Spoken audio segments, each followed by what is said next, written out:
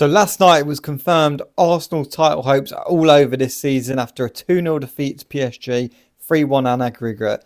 Obviously this comes within the week of Arsenal losing the Premier League to Liverpool, and serious questions have got to be asked of Mikel Arteta. Is he good enough to manage Arsenal at the moment? What's going on?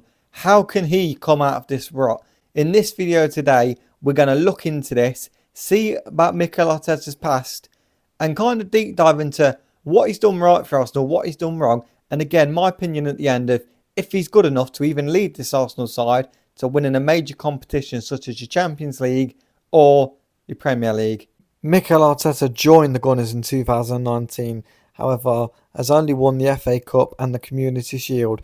Is this enough for Arsenal? Let's deep dive this in the video. Mikel Arteta's managerial career started at Manchester City as Pep Guardiola's assistant. Manchester City were quite dominant in this time, winning back-to-back Premier Leagues, FA Cups, the lot. Under Pep Guardiola, Mikel Arteta learnt a lot of his craft, including his passing style of football, his vision in football. He's took a lot of inspiration from Pep. And obviously being one of Pep's assistants, all of Pep's assistants have done well. You like so Xavi, Alonso, Maresca did well at Leicester and also doing well at Chelsea. And obviously Mikel Arteta. So obviously Arsenal thought that, a new manager, Wenger's era was coming to an end. Let's get new fresh guns in. Let's get some new ideas. Everyone wanted to copy the Pep Guardiola style. So why not get his assistant, the former Gunner, Mikel Arteta? Having played for Arsenal in the past and having a very good relationship with the fans, Mikel Arteta's next move was then to sign for the Gunners. Mikel Arteta joined Arsenal back in December 2019. He replaced then manager Unai Emery, who's currently the Aston Villa manager.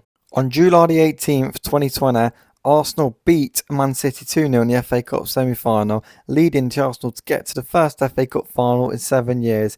Arteta then beat Chelsea 2-1 to lift the FA Cup, starting a new era for Arsenal and getting the fans excited. After the FA Cup win in the 2021 season, Arsenal started to fall apart. They finished 8th in the league, and in the Europa League they lost 2-1 to Villarreal, who were currently managed by Unai Emery at the time. Some of the Arsenal fans started to turn on Arteta at this point due to such a bad season, obviously, and not winning the trophy and finishing very low in the league. Things went from bad to worse for Arteta in 2022 after more supporters were calling for him out. They were finishing 4th, they were not doing a lot, not winning trophies, and the Arsenal fans thought the club had gone a bit stagnated.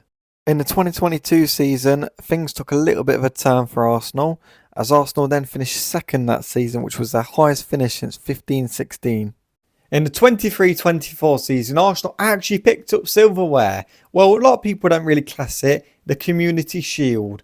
Arsenal beat Manchester City on penalties. However, I'll tell you a scorer that day, Cole Palmer for Manchester City.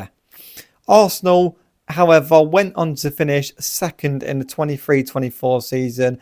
Again, another 2nd place to Man City. It again is the same story for Arteta. And obviously that brings us on to present day where, again, Arteta, he looks like he's finishing 2nd. However, I don't even know if he's going to get that at the moment. Again, got knocked out by PSG last night in the Champions League. It's been another year without silverware for Arsenal. And for a team like Arsenal, it just isn't good enough, is it? Let's be real.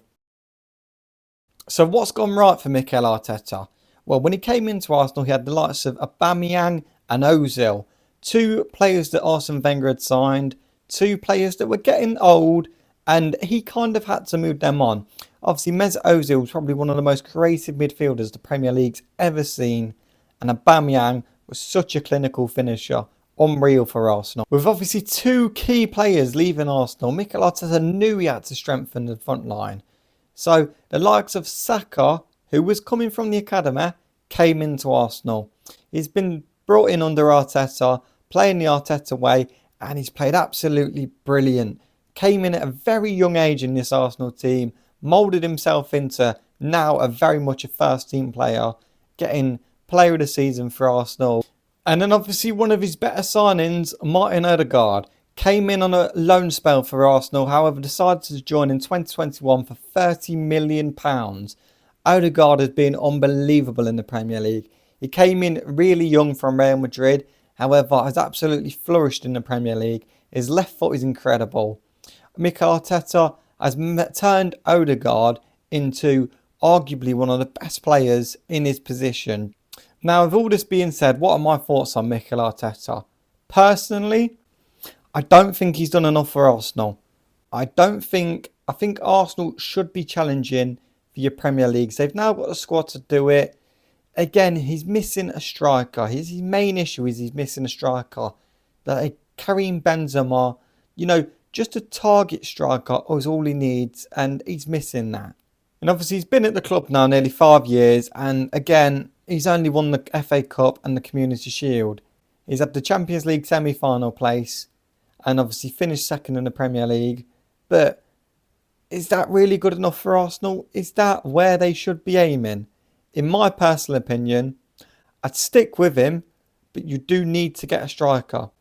Because I think if he gets that striker and he gets someone that can score goals, he'll be able to challenge Man City. And I feel like at the moment that is what he's missing at Arsenal. Anyway, I've been Jack. What are your thoughts and feelings on Mikel Arteta? Do you think he's the right man for Arsenal, or do you think they need to replace him? Comment your thoughts in the comments below. Like the video as always. Thank you for watching. Peace.